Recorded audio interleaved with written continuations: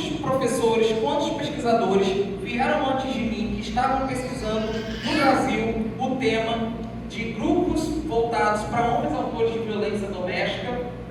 No segundo capítulo eu falo das negações insubmissas de uma terminologia desavisada, que é quando eu vou fazer o questionamento, eu vou mostrar para vocês de forma mais depurada, sobre as terminologias que os pesquisadores que me antecederam entendem e empregam para esses grupos, né, para nomear esses grupos, e eu acabo discordando, fazendo um cotejamento com a Lei Orgânica 1/2004, que é a lei espanhola de medidas de proteção contra a violência doméstica, e também com a Lei Maria da Penha, que é a nossa lei, é a lei brasileira.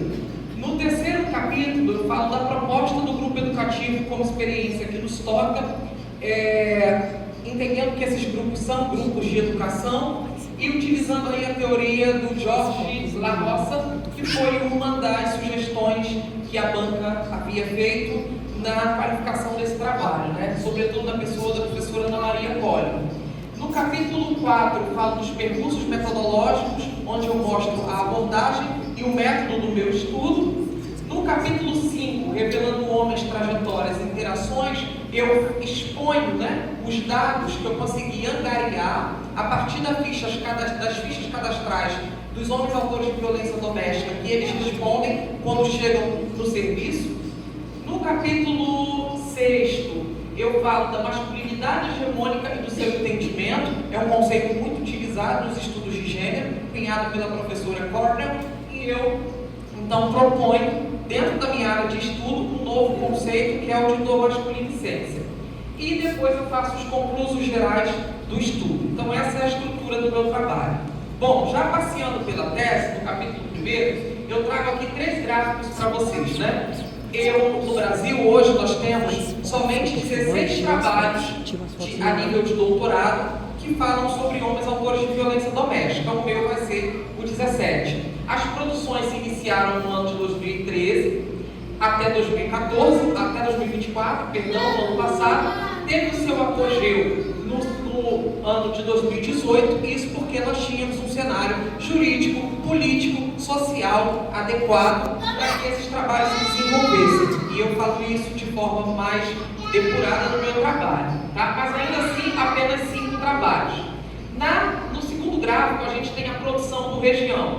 Nós vemos que a região que mais produz sobre esses grupos, né, para homens autores de violência, é a região sudeste, seguida da região sul e nordeste e região centro-oeste.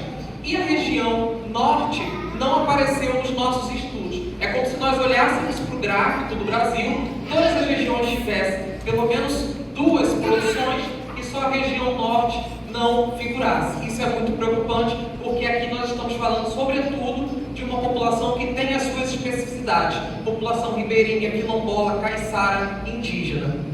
E também eu trouxe a produção por gênero, porque nós estamos falando de violência contra a mulher, sobretudo praticada por homens. E nós temos 10 trabalhos produzidos por mulheres e apenas 6 trabalhos, vamos ter o 7º agora comigo, produzidos por homens. Então a gente vê que tem uma dificuldade ainda dos homens que praticam a violência pensar o seu lugar na sociedade.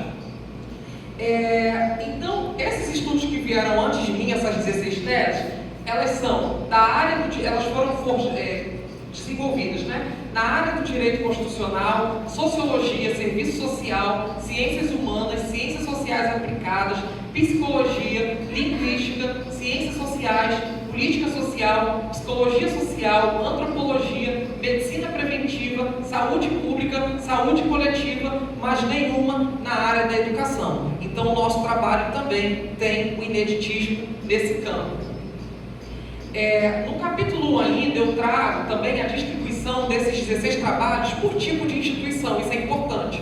E a gente consegue notar por este gráfico que 12 desses trabalhos, dessas teses, foram produzidos na instituição pública, né, em universidades públicas, contra apenas 4 trabalhos que foram produzidos em instituições particulares. Muito embora nós tenhamos muito mais universidades privadas do que públicas. E eu faço um chamamento na minha pesquisa, então, para que todas as universidades, sejam elas públicas ou particulares, se engajem nesse processo.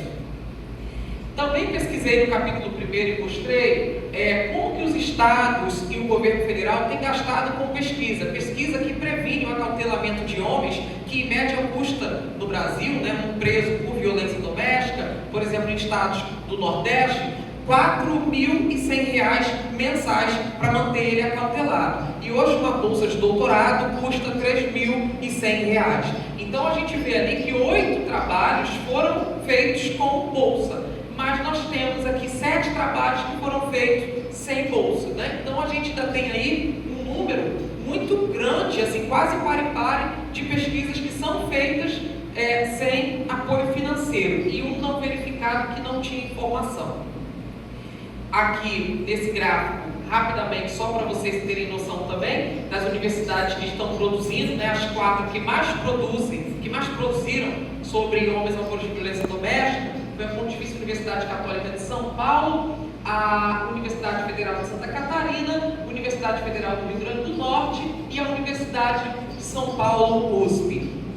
No Rio de Janeiro nós temos aqui a UERJ, mas esse trabalho não foi feito na Baixada Fluminense porque ele parte de uma experiência com o Grupo Nós, que fica na capital do Rio de Janeiro. Então o único trabalho que nós temos hoje, uma tese de doutorado falando de homens autores de violência doméstica na Baixada Fluminense, vai ser este trabalho que eu lhes apresento. A terminologias encontradas sobre grupos para homens, né? Então, como que os pesquisadores chamavam esses grupos?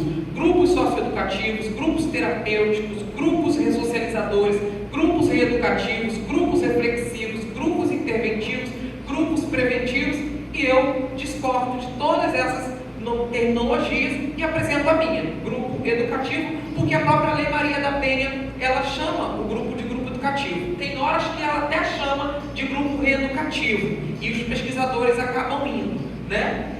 Mas depois a gente vê que ela ratifica que são grupos de educação, inclusive em consonância com a política de atendimento ao homem autor de violência doméstica, que foi forjada aqui no estado do Rio de Janeiro.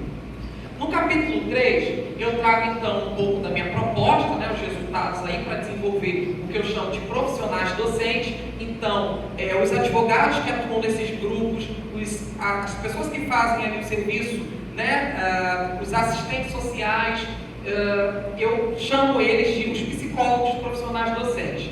Desenvolvo a ideia de grupos educativos e faço um cotejamento, que foi sugestão da professora Tatiane, com a lei orgânica, né, 1/2004, que é a lei espanhola, que é muito avançada, prevendo o debate de gênero e sexualidade para a prevenção da violência por gênero desde a educação infantil. E a nossa lei aqui, 11.340/2006, que é a Lei Maria da Penha. No capítulo 13, então, eu entendo que o espaço desses grupos, como grupo de educação, eles também têm que passar por um processo de reestruturação para a gestão e para a gestão democrática. Então, eu proponho eixos estruturantes para que esse grupo funcione, três eixos. O primeiro, gestão democrática do grupo, planejamento participativo do percurso, organização do trabalho pedagógico, que vão se ramificar no pacto grupal ou contrato ético, experiências fundantes de corresponsabilizações, porque a gente não quer uma educação para coibir e inibir a violência de gênero que seja feita sem a corresponsabilidade desses sujeitos na sociedade, no cotidiano. Agenda viva e experiência sentido no sentido de que é criar o caminho a ser trilhado, e sentido no sentido de tocar o sujeito, aí, né, aqui eu estou dialogando com o Jorge La Roça. Análise crítica de materiais, porque eu acho que quando a gente fala de educação, tem que haver uma curadoria de conteúdos que seja específica para o público que está sendo atendido, e técnicas de dramatização, porque aí também eu não posso deixar de lado a minha formação em arte, e eu acredito que a arte, ela consegue sensibilizar também os sujeitos, e eu explico isso de forma melhor na minha tese. No capítulo 4, então, eu falo dos percursos metodológicos em pauta. Então, eu falo da definição. O meu método, ele surge a partir das demais teses analisadas no capítulo 1. Então, dos 16 trabalhos, todos eles utilizavam entrevista e abordagem qualitativa. Eu, a princípio, queria utilizar a entrevista, mas eu precisava também atender um outro aspecto que estava sendo pouco explorado. Daí surgia a metodologia, né, a opção pela abordagem qualitativa, metodologia, análise documental, exploratória, descritiva. As autoras que fundamentam, né, que conferem base ao meu método e à minha abordagem, a professora Menga Ludwig e a Marli André. Tá? Aqui eu trouxe um pouco para vocês, eu não trago essas imagens da tese, mas só para vocês verem como se deu o trabalho. Nessa primeira imagem aqui, nós estávamos apresentando, né, a proposta ao grupo que faz o serviço lá com os autores de violência doméstica. Agradeço em especial a professora Tatiane, que cedeu aqui essa pesquisadora, que vocês estão vendo aqui do meu lado, que é a pesquisadora Lohane, e o Eliezer, que estava aqui, né, também ajudando a analisar todas essas fichas aqui e a conversar com a equipe de psicólogos do grupo. Na imagem 2 você vê aqui, vocês conseguem ver a gente fazendo a análise das entrevistas, das fichas, tá? E aqui também. Então foi assim que se deu o trabalho nas tardes quentes em Duque de Caxias. E o que a gente conseguiu angariar, né? O que a gente conseguiu colher dessas fichas? A gente consegue observar, eu vou falar aqui dos dois grupos, que o número de homens que têm praticado violência doméstica contra as suas esposas, né, o número de referência dessa pesquisa foram 100, então a gente trabalhou com um universo de 100 fichas cadastrais e a gente vê que homens entre a idade dos 27 anos e 38 anos tem sido o grupo que mais praticam, né, violência contra a mulher. Isso é muito preocupante, porque a gente está falando de homens jovens. Quando eles entram no grupo, eles se autodeclaram. Então, aqui nós temos 47 que se declararam da cor parda, 28 homens branca, 24 preta e uma amarela. Eu trago um conceito na minha tese que é do racismo estatístico, tá? A gente não pode olhar para esses números e achar que homens negros praticam mais violências contra a mulher sem olhar as intercorrências que existem com os dados sociodemográficos. E eu faço isso no trabalho e por isso desenvolvo o conceito de racismo estatístico. A distribuição por religião.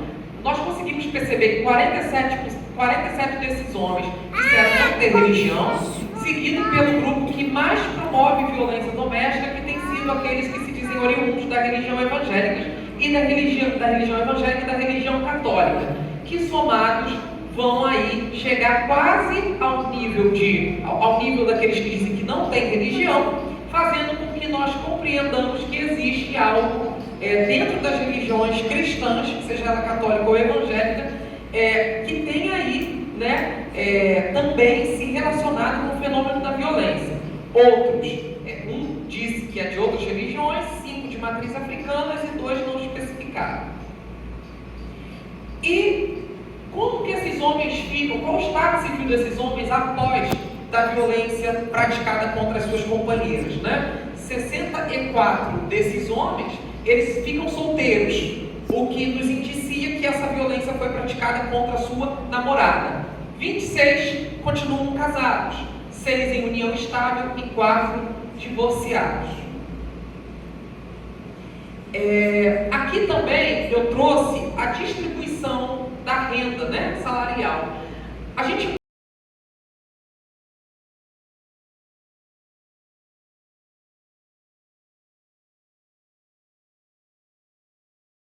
José Souza para falar dos processos de humilhação diária no sistema no neoliberalismo, que acaba se relacionando com os sujeitos que povoam a espacialidade do lar, seguidos aí por aqueles que têm renda entre 1 e 2 salários mínimos, 2 e 3 salários mínimos 10, entre 3 e 4 salários mínimos 8, e vocês conseguem perceber que quanto maior a renda, maior esse número vai diminuindo. Mas nós não podemos ser ingênuos e achar que homens também com maiores rendas não praticam violência. Muitas das vezes eles estão protegidos porque têm um status social de maior prestígio na sociedade, e essa violência acaba sendo ou não denunciada ou abafada pelos seus pares. Aqui, distribuição da escolaridade. A gente vê que a maior parte desses homens passaram pela escola, né? 34 disseram que tem o ensino médio completo, 30 ensino fundamental incompleto, 13 ensino médio incompleto E aí, conforme o nível de estudo vai aumentando, aqui no caso do ensino superior, né, você também vai tendo uma queda nas barras. E a gente tem ali um número de 2 homens apenas que foram não escolarizados. Isso aqui é importante, porque você veja, a maioria deles só foram até o ensino médio. Quando a gente fala que é importante debater gênero e sexualidade na universidade, a gente também tem que pensar o espaço da escola, porque é o espaço que esses sujeitos ainda, na sua maioria, acessam. Percepção da situação de violência no relacionamento. Isso aqui é interessante porque 56 desses homens percebem que estavam em situação de violência, mas não saíram do relacionamento. 18 disseram que não perceberam a situação de violência e 27 não quiseram responder. Isso aqui eu chamo na minha tese de monotipia discursiva coercitiva da agressão. É um sintagma nominal grande, mas que eu explico melhor no trabalho o que ele quer dizer e por que ele deve ser aplicado. Aqui os tipos de violência mais praticada, né? A gente vê ali que a violência física, psicológica e física e psicológica associada, elas ainda são também tipo de violência mais utilizada. Para a violência física, eu chamo de topoaniquilação, porque o corpo da mulher acaba seguindo uma topografia, né? Então, eu explico esse conceito também no trabalho. E para a violência psicológica, eu chamo isso de psicoerosão, que é um outro conceito que eu trago no meu trabalho. Quando a gente quer saber, né, o consumo de álcool ou drogas no momento da agressão praticada contra as companheiras, nós temos 61% dos homens, 61, né, desses homens que disseram que sim, estavam sob efeito de algum tipo, de alguma substância, né, entorpecente. E 38 disseram que não estava, e 1 apenas sem informação. Ou seja, esse é um dado muito relevante quando a gente pega, por exemplo, os dados do portal do governo federal de combate e conscientização ao alcoolismo, que a gente vê que mais de 60% dos jovens, até 18 anos, 60% já tiveram contato com bebida alcoólica. Isso é muito preocupante. Agressão na infância, se esses homens viram a mãe ou a avó, alguém ser agredido, né? E 74 diz que não, e isso aqui é interessante porque desmonta aquela tese que eu chamo de psicologismo vulgar e de determinismo sociológico, de dizer que o homem violenta a sua mulher porque ele viu isso em casa. Não, nós temos uma comunidade de aprendizagem social da masculinidade hegemônica que se perfaz da masculinidade, da masculinicência do lar contra as suas companheiras. Então, é um outro processo, uma virada que nós estamos vendo nas pesquisas agora. Mas, naqueles que disseram que teve a violência, quem mais pratica essa violência foi o pai, né? O tio, padrasto, avós, mãe, irmão, pai e avô. Esse fenômeno aqui pulverizado, eu chamo de pluridirecionalidade da violência familiar, porque qualquer sujeito pode ocupar esse lugar, mas ainda assim temos uma prevalência de homens, um conceito que eu chamo de patriorritmia. A compreensão de que houve um crime, né, contra suas companheiras. Será que eles têm a educação, a consciência? Porque a gente está aqui tentando formar consciência de que houve um crime. 50 deles dizem que sim, e 49 diz que não. Ou seja, é quase pare, porque esse aqui não teve informação. Se ele estiver nesse grupo, a gente tem um empate técnico aqui. E no capítulo 6, aí, já para ir encerrando o meu trabalho, né, eu aplico todos os conceitos que eu tive muita preocupação de desenvolver nessa tese. Eu sou aluno, né, aluno de letras, e então eu fiquei brincando com as palavras, com os sintagmas, com a morfossintaxe, com aquilo que a língua me permitia, para poder nomear um campo de análise que eu precisava não só construir, eu precisava descrever e eu precisava criar, porque falar não é só descrever o mundo, mas é criar o mundo, não é isso? Então, eu vou ler aqui para vocês rapidamente. Eu martelei os ídolos do Ocidente, porque isso aqui eu peguei do Nietzsche, né? Mas a psicoerosão, que eu já expliquei para vocês, zoificação, quando o homem controla o cotidiano da mulher, como se ela fosse de fato não uma coisa, mas um animal mesmo. Liga para ela, você acordou a que horas? Isso é feito, a gente vê na pecuária, para controlar os horários dos animais, a dormir, acordar, levantar. você almoçou? Liga para a mulher, e se ela não atender, aquilo já gera uma confusão, né? Um atrito. Então, eu identifiquei isso como sendo uma zoificação desse sujeito. A asfixia econômico-existencial, sobretudo quando a gente aplica para violência patrimonial. Monotipia discursiva coercitiva da agressão, que eu expliquei aqui para vocês, é a dificuldade que os homens têm de falar, né, de reconhecer que houve um ato violento. Cordialidade performática, aqui eu estou dialogando com o Sérgio Buarque de Holanda para poder falar, né, por exemplo, de homens que dominam, por exemplo, Donald Trump, da Casa Branca, e isso serve como argumento para eu desenvolver, né, o conceito de masculinicência. Racismo estatístico, falei para vocês naquele gráfico anterior. Lógica neoliberal afetiva, que é quando o homem acha que a mulher só quer ele porque ela quer se dar bem na vida, né? Masculinidade expansiva, eu pego aqui o gancho de Luiz Camões com as grandes navegações, que funda um padrão de masculinidade.